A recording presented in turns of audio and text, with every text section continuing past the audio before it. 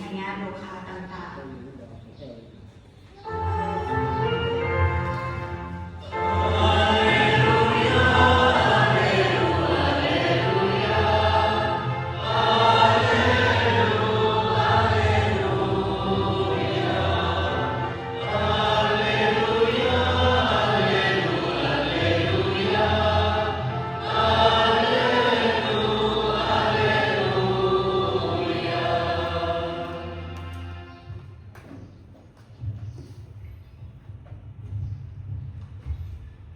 ขอ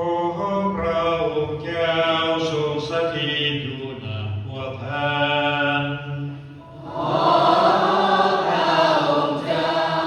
ทรงสถิตอยู่นำท่านด้วยพระวรสารโดยนามบุญมาเทวสีมงคลจงมีแด่พระองค์เถิดในนามของพระเยซูคริสต์พระเจ้าของเราทั้งหลายคือให้ทุกคนถูกต้องปรองดองกันในยามมีการแบ่งแยกกันในหมู่พวกพี่น้อง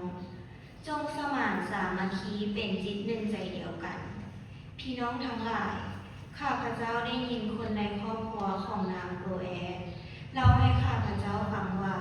เกิดมีการผิดข้องต้องเถียงกันในหมู่พวกพี่น้องข้าพเจ้าขอบอกให้แจ้งคือพวกพี่น้องต่างคนต่างเว้าว่าค่อยเป็น